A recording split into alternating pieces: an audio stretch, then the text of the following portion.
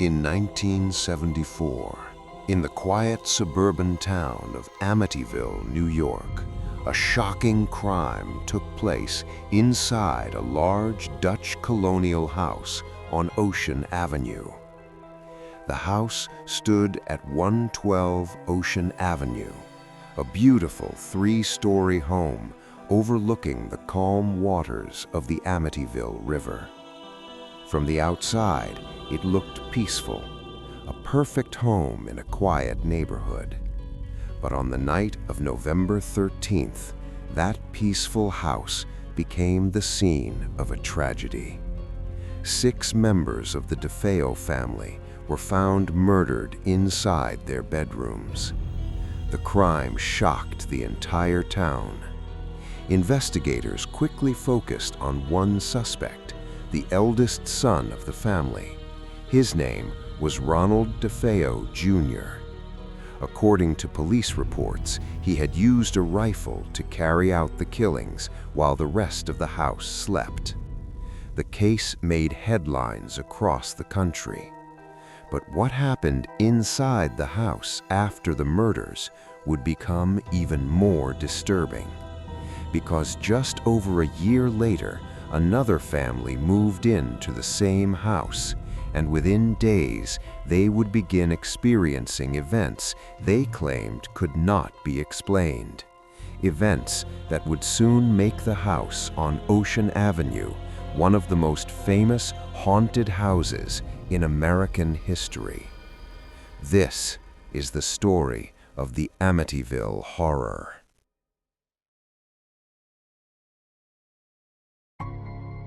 Just over a year after the murders, the house at 112 Ocean Avenue was placed back on the market. Despite the terrible tragedy that had taken place inside, the property was listed for sale once again.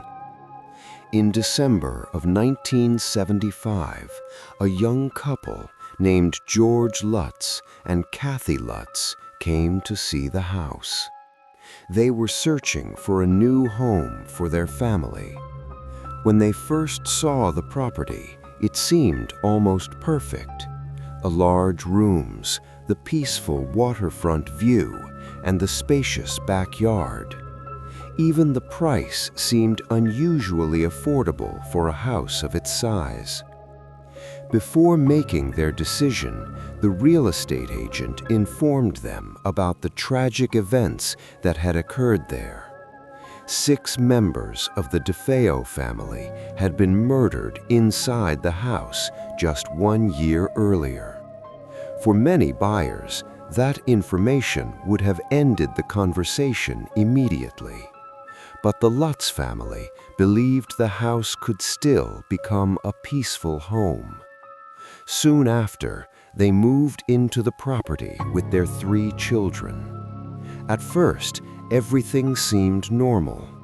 The family unpacked their belongings, arranged the furniture, and began settling into their new life. But within only a few days, something inside the house began to feel wrong. George later claimed he started waking up every night at exactly 3:15 a.m., the same time investigators believed the DeFeo murders had taken place. At first, it seemed like a strange coincidence, but it would soon become only the beginning of the terrifying experiences the family said they faced inside the house. Not long after moving into the house, the Lutz family began noticing strange things happening inside their new home. At first, the events seemed small and easy to ignore. George often complained about the cold. Even when the heaters were turned up, he claimed the house felt unusually freezing. He also said he began waking up every night at exactly 3:15 a.m., the same time connected to the murders that had taken place inside the house. But soon, the strange experiences became harder to explain. The family claimed they started hearing unusual noises inside the house, footsteps moving across empty rooms, doors slowly opening even when no one was nearby. At times, they reported hearing strange knocking sounds coming from inside the walls. 3 knocks, then silence, then 3 knocks again. Kathy later said she sometimes felt an uncomfortable presence inside the house, a feeling that someone or something was watching them.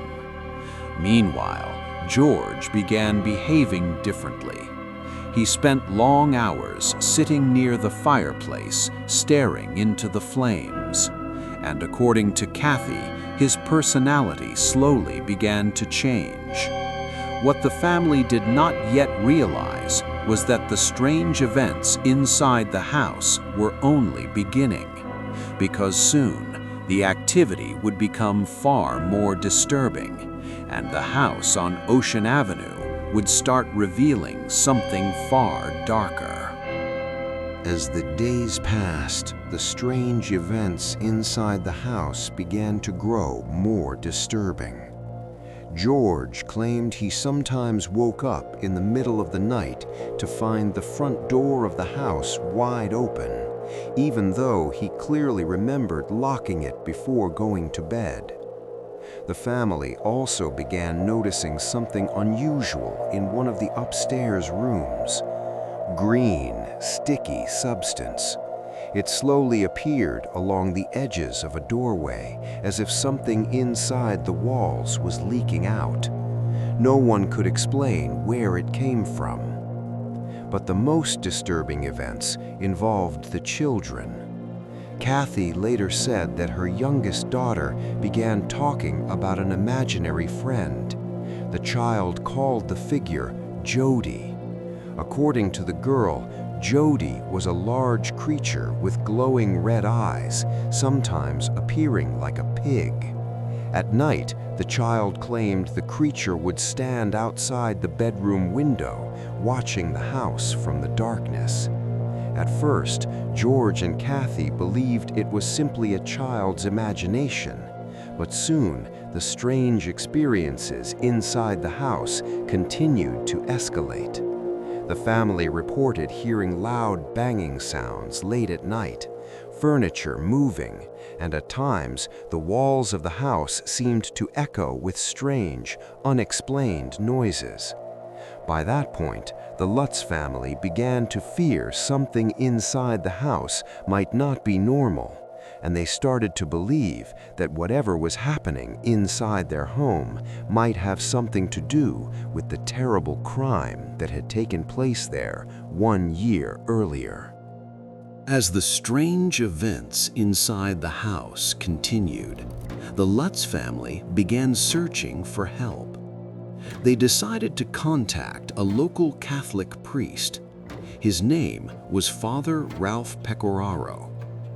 After hearing about the disturbing experiences, the priest agreed to visit the house and perform a blessing.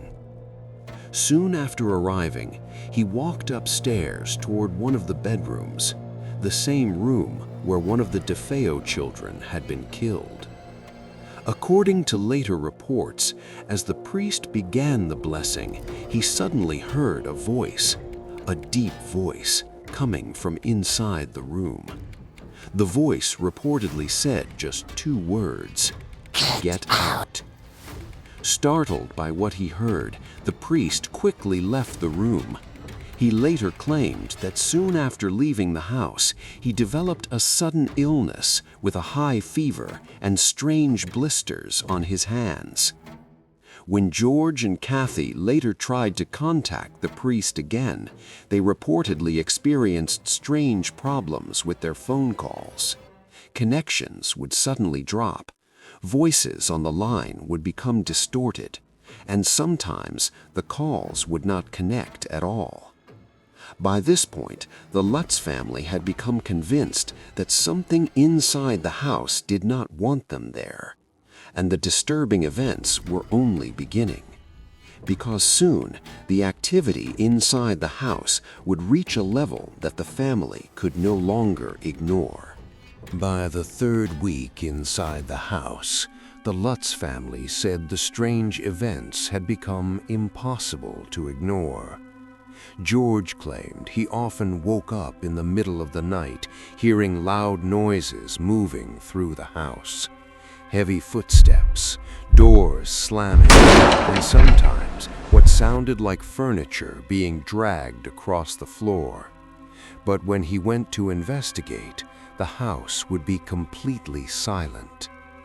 At other times, Kathy reported seeing dark shapes moving through the hallways, shadows that seemed to disappear the moment she tried to look directly at them. The children also began experiencing strange events.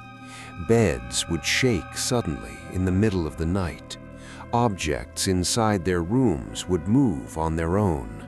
And sometimes they claimed the windows of the house would open by themselves, even during the freezing winter nights.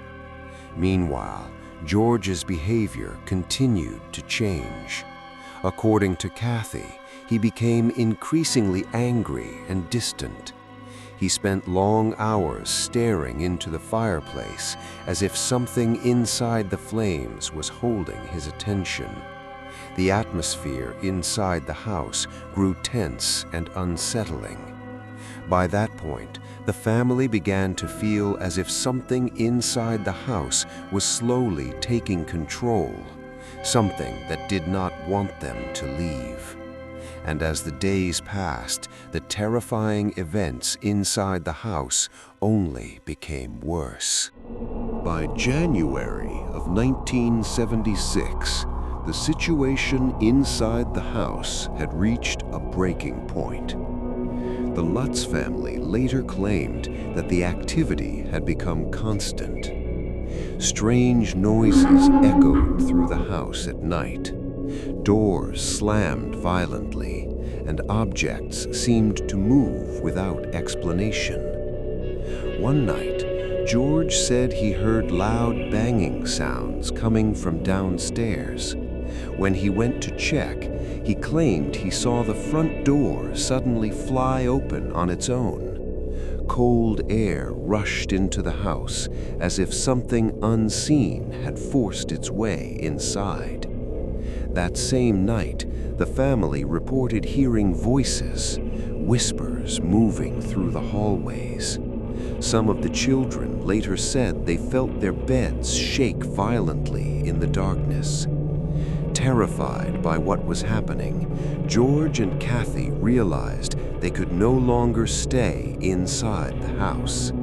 Just 28 days after moving in, the family gathered their belongings and fled the property. They left behind furniture, personal items, and almost everything they owned. The house on Ocean Avenue once again stood empty. But the story of what the Lutz family claimed to have experienced inside that house was only beginning to spread. Soon, their story would become one of the most famous paranormal cases in the world. After leaving the house, the Lutz family never returned to live there again. Their story quickly attracted national attention.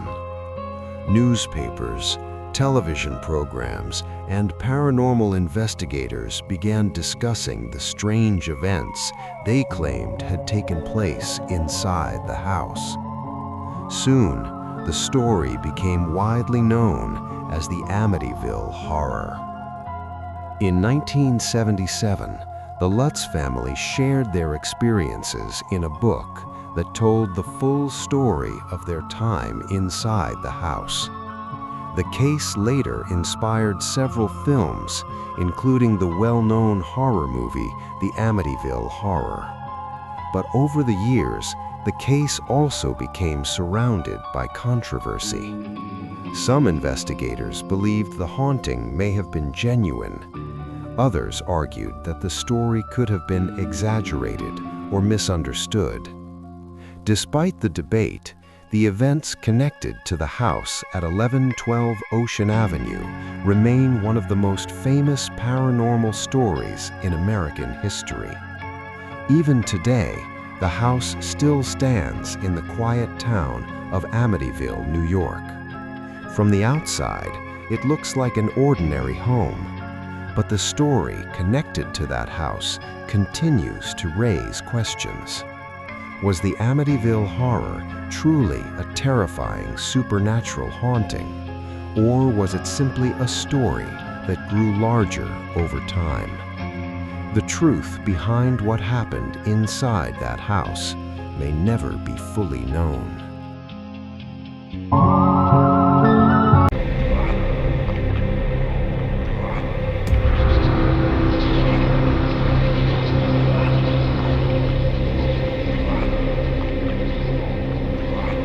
This file remains open until the next case.